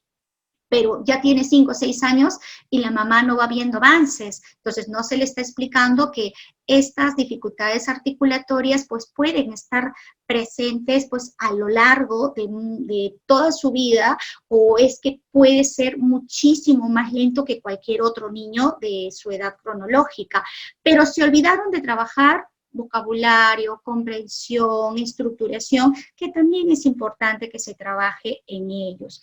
¿Qué características, como ven ustedes en la diapositiva? Una organización deficiente del léxico mental, hay una pobreza también de vocabulario, dificultades en la estructuración, puede haber también problemas de comprensión, problemas en la producción de oraciones que ya son mucho más compuestas, y la corta longitud media del enunciado. ¿A qué me refiero con la longitud media del enunciado? A la cantidad de palabras que hay en una oración. A eso se le llama la longitud media del enunciado, ¿no? Entonces, pero esto va a depender ¿de qué? Va a depender también de la discapacidad intelectual. Si estamos hablando de un chico con síndrome de Down que tiene una discapacidad intelectual leve, pues va a construir posiblemente mejor las estructuras que un niño con una dificultad muy severa, como vamos a ver en el video que les voy a mostrar a continuación. Entonces, van a haber dificultades en los discursos, en las habilidades pragmáticas también, en sus discursos conversacionales, y ustedes, para ustedes es mucho más familiar un niño con síndrome de Down que tiene esas características, ¿no? De estatura pequeña, manitos cortas, deditos, como estamos viendo, un poquito más gorditos, ¿no? Entonces, son características físicas mucho más comunes de repente en nuestra población, pero hay una gran variedad de síndromes, ¿no? A veces hemos tenido casos nosotros en consulta que tienen otras características físicas peculiares. Y una particularidad que tienen estos síndromes es que, y a veces nos dicen, no, pero todos se parecen, claro, porque justamente esta alteración genética tiene que ver con características también físicas de manera peculiar, y es por eso que a todos los vemos de características muy similares, como vamos a ver en el siguiente síndrome. Miren, este es otro, que es el síndrome de Williams. Me voy adelantando a la foto. Miren, este es el síndrome de Williams. Ojos hinchados, mejillas llenas, labios gruesos, boca ancha, una barbilla más pequeña, los dientes espaciados, la nariz corta con amplia punta nasal. Entonces, si reunimos a varios niños, van a tener características también muy, pero muy similares, y a eso se refieren a los chicos con el síndrome de Williams. ¿Pero qué vamos a encontrar en ellos? Bueno, también, como les mencioné, esta es una alteración genética. Entonces, los estudios indican que es una alteración específicamente del cromosoma 7. ¿Ya? Nosotros tenemos 46, todos los seres humanos tenemos 46 cromosomas, tenemos 23 pares. Entonces, imagínense la cantidad de síndromes que existen. El síndrome de Down es la trisomía del par 21. En este caso es del par 7, y así de los 23 pares hay diferentes alteraciones genéticas, que cada una tiene un nombre bastante particular, pero estos son los más comunes que encontramos en el medio. Síndrome de Williams también lo puede acompañar una deficiencia intelectual entre leve y moderada. Las dificultades articulatorias también las podemos encontrar en ellas.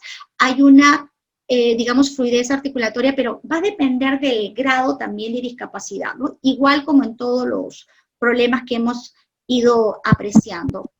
Hay dificultades semánticas y pragmáticas. Chicos que les cuesta mantener el tópico, respetar turnos conversacionales, no establecen bien el contacto ocular, habla inadecuada al contexto comunicativo, entonces pueden hacer preguntas incesantes y repetitivas, ¿no? Que puede confundirse probablemente con otro tipo de diagnósticos.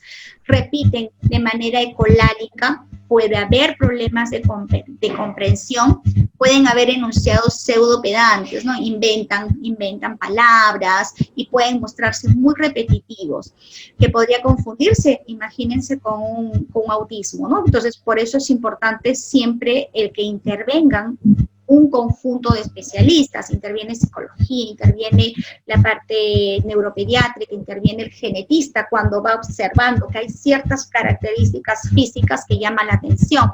A veces nosotros nos hemos encontrado en consulta niños que tienen indicadores de discapacidad intelectual y de repente su diagnóstico fue ese, discapacidad intelectual.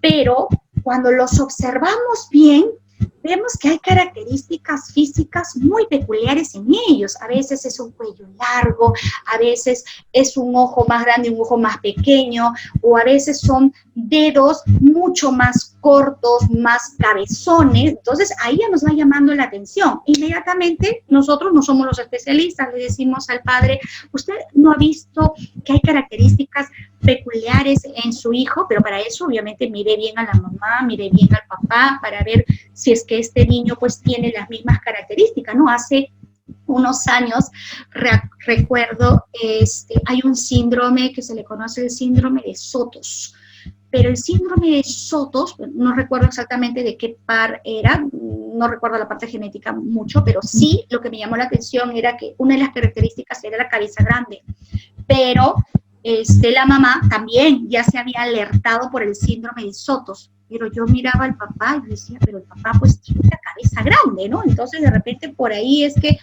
se puede confundir, pero obviamente el examen genético en este caso es muy, pero muy importante, ¿no? Entonces, cuando hay esas características físicas que llaman la atención, que son muy peculiares, y si nosotros hemos observado a mamá y a papá, y este niño de una estatura de repente más pequeña, una cabeza muy grande, no hay una armonía entre las partes del cuerpo, sí es importante una opinión de un especialista, en este caso de una genetista.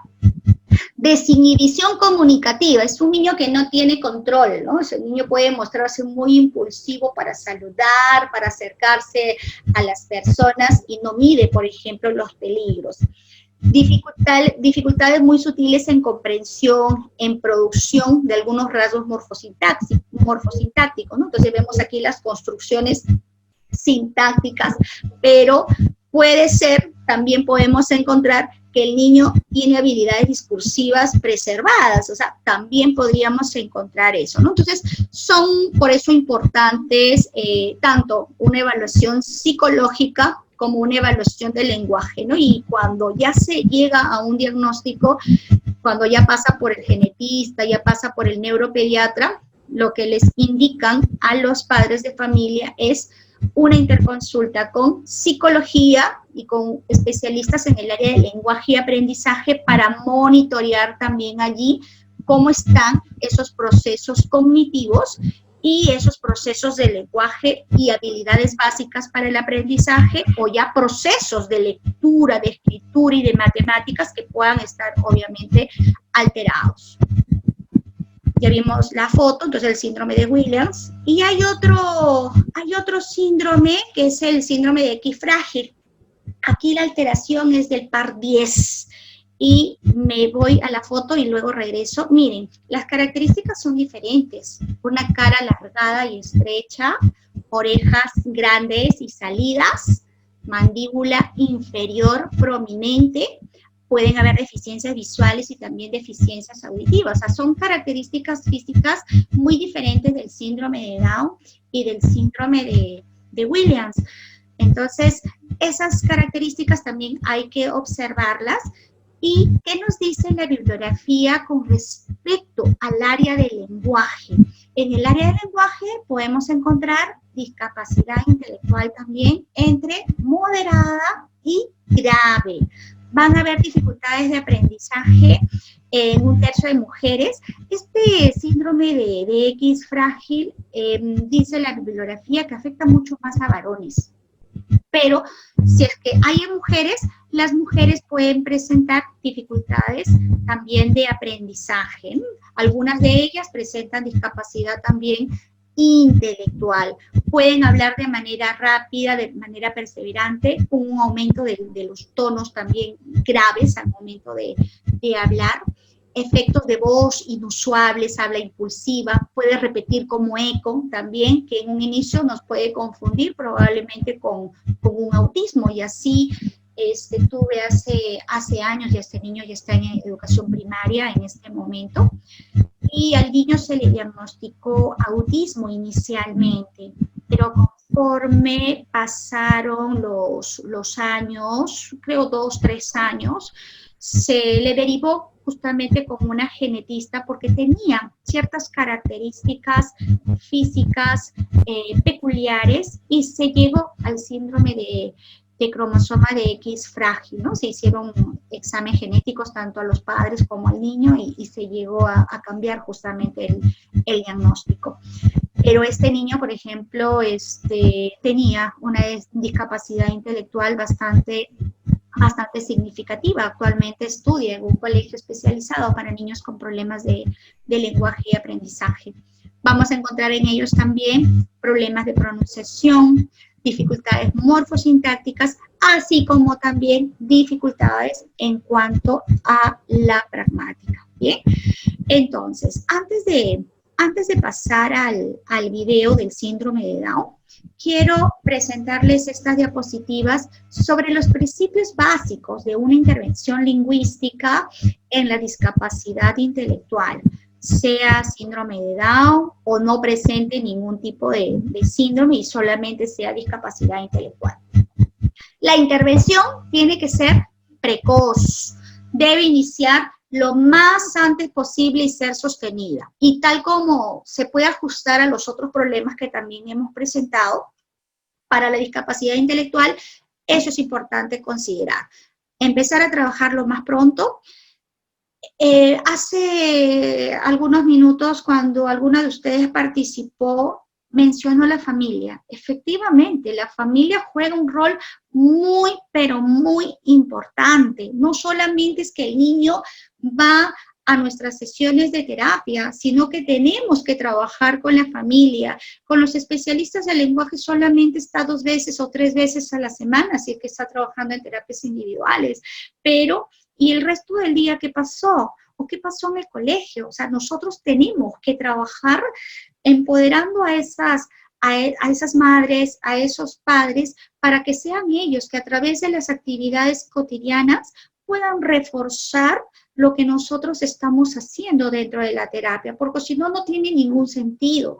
Ahora, esta intervención debe basarse en la naturaleza también, obviamente, de manera evolutiva, y para eso, nuevamente, incidimos en la importancia del desarrollo del lenguaje. ¿Cómo sé yo que mi niño necesita tener tales habilidades? Necesita tales habilidades porque los niños de su edad cronológica, a los 2, a los 3, a los 4 años, ya deben tener esas conductas lingüísticas. Entonces, por ello es importante conocer esa naturaleza evolutiva. ¿Qué más? Esta intervención con los chicos con deficiencia intelectual se basa en una terapia o una intervención comunicativa total. ¿A qué me refiero? Que utilizamos de manera simultánea el lenguaje oral y también vamos utilizando el lenguaje gestual. Hay niños muy pequeñitos donde vamos a priorizar en un inicio solamente los gestos, o hay niños con problemas de repente muy severos, muy significativos, donde pasa el tiempo, pasan los 2, 3 años y seguimos utilizando todavía gestos para que ellos se puedan comunicar, ¿no? Entonces, debemos recordar eso, ¿no? Vamos utilizando de manera simultánea. Y no olvidemos favorecer también la comprensión. Si bien es cierto, son chicos que pueden estar bajos ambos procesos, expresión y comprensión. La comprensión, por ejemplo, en un niño con una discapacidad intelectual leve, puede estar de repente un poquito mejor que la expresión, pero igual se tiene que trabajar porque los dos están por debajo de la norma. Sobre todo en aquellas discapacidades o deficiencia intelectual severa y profunda, ahí sí obviamente tenemos que profundizar mucho más en aspectos también de comprensión, ¿no? Y no solamente es que el niño me hable, sino que el niño pueda comprender también lo que se le está diciendo, lo que se le está preguntando. No olvidemos entonces que el lenguaje gestual constituye un sistema adjunto al verbal. No olvidemos ese lado, ¿no? Entonces es el verbal, el oral, pero también es el lenguaje gestual. La intervención debe ser continua. Entonces, nosotros lamentablemente el trabajo, digamos, público, no es lo que nosotros esperamos para todos nuestros niños, ¿no? Son padres muchas veces que la luchan para poder obtener una sesión de terapia en un hospital. Les dan solamente a veces 10 sesiones, 20 sesiones y ahí se acabó, y les dan un alta y tiene que esperar nuevamente 3 meses más y 4 meses más para poder darles un servicio, ¿no? Entonces nos ponemos a pensar, lo que el niño pudo haber logrado en esas 10 sesiones, lo volvió a perder nuevamente en esos 3 meses que no recibió la terapia. Entonces, es por eso, bueno, que nosotros apuntamos a una intervención continua. Esperemos que con el paso de los años esta atención en las instituciones públicas pueda cambiar y pueda favorecer a muchos más niños. Sin embargo, están ustedes que dentro de las aulas pueden ir estimulando y hacer un trabajo, digamos, que compense estas deficiencias que tenemos en las instituciones públicas. Hay instituciones privadas, pero también tenemos que ser realistas. No todos los padres de familia pueden acceder por los costos. Entonces, hay un buen grupo de niños que no están recibiendo, lamentablemente, esta intervención. Ahora, frente a esta pandemia, también se ha visto interferido el trabajo que teníamos en el área de lenguaje. Algunos ya lo han ido retomando a través del trabajo virtual, pero el trabajo virtual en estos niños con problemas severos ha tenido que cambiar también en el enfoque. Entonces, ya no estoy obviamente con el niño frente a frente y a través de la máquina va a ser imposible que con la computadora esté 45 minutos sentado. Entonces, nuestro enfoque ha variado y estamos utilizando el trabajo con padres de familia, entrenándolos a ellos en qué hacer para seguir reforzando esas habilidades que habíamos ido trabajando hasta el mes de marzo o antes de que hayamos entrado justamente a esta cuarentena. Pero esta intervención busca desarrollar ¿qué? Un lenguaje funcional, es algo que le sirva al niño, que le sirva para que pueda interactuar en los diferentes contextos. Es decir, ¿de qué me sirve enseñarle a un niño con un cuaderno de terapia y ponerle la figura de una manito y al costado de repente un carro o un pan o diversos objetos, y cada vez que le coloca el cuaderno, el niño empieza, dame pan, dame carro, dame galleta, dame leche, ¿bien? Se entrenó al niño como loro a repetir frente al cuaderno de terapia, ¿ok? Y luego, en el momento de interacción, el niño no es capaz ni siquiera de hacer esto. Entonces, no está sirviendo esa terapia de lenguaje. Por eso les mencionaba la semana pasada, ¿de qué me sirve comprar un cuaderno de 30 o 300 hojas de terapia de lenguaje como lo están vendiendo y he visto en las publicidades de las redes sociales, si eso solamente le va a servir para que repita como loro? O sea, yo no quiero que el niño me repita como loro. En todos los casos, no solo en deficiencia intelectual, sino en todos los casos de la terapia de lenguaje, debemos buscar que sea un lenguaje funcional, que al niño le sirve, que el niño le sirva. El cuaderno de terapia me va a servir como un medio de comunicación con el padre de familia, pero no necesariamente para que el niño tenga que repetir lo que dice en ese cuaderno.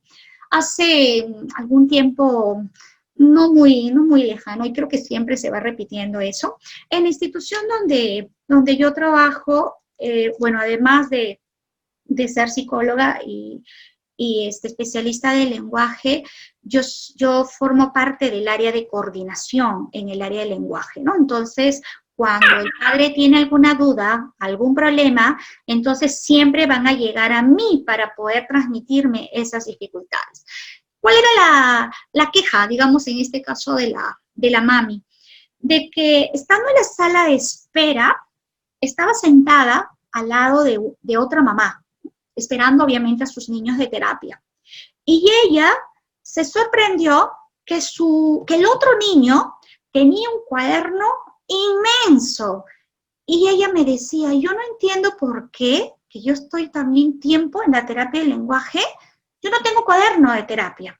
Entonces yo la miré, escuché obviamente y esperé a que ella terminara de hablar. ¿Y qué estaba pasando? La mamá no había visualizado exactamente que era una terapia de lenguaje y su niño tenía un problema bastante severo. Su niño no miraba a los ojos, su niño no imitaba, no seguía instrucciones, su niño a lo mucho podía decir alguna palabrita por ahí, pero muy esporádica porque tenía indicadores de un TEA. Entonces, el cuaderno de terapia, en ese momento en el que estaba el niño, ¿me servía para algo? No, no me servía para nada. Por lo tanto, le tuve que explicar, señora, su niña o su niño, no me acuerdo si era un varón o mujer, necesita trabajar otros objetivos. Entonces, ¿qué me podría servir? De repente las cartillas, los trípticos, donde yo le explique a la mamá cómo va a trabajar, hacerle un cuadrito y una tarea para que ella haga sus hojas de registro, y de repente eso se lo puedo pegar en el cuaderno, pero no es para que el niño trabaje, o sea, es para que ella trabaje en la casa, ¿no? Entonces, a lo que voy es esto, que lo que nosotros trabajemos con el niño tiene que servirle, tiene que ser funcional, si no, no me sirve de nada. Entonces, el vocabulario, la pronunciación y la estructuración tienen que ir de la mano con un componente importante que es la pragmática. Entonces, el uso que yo le voy a dar a esos contenidos que yo voy a trabajar para poder generalizar los aprendizajes verbales. Entonces, termino mi sesión y yo le explico a la mamá, hoy hemos trabajado la conducta de señalar para pedir. Entonces, usted en la casa va a hacer esto. Lo va a repetir tantas veces al día. Le voy a dar, en el cuaderno le voy a colocar una hojita de registro y eso es lo que usted va a hacer, o en cualquier hojita usted me puede hacer el registro, ¿no? Entonces, los ejercicios tienen que ser funcionales, le tiene que servir al niño porque si no, de nada me está sirviendo. Vamos a compartir un video rapidito para poder pasar luego las preguntas. A ver.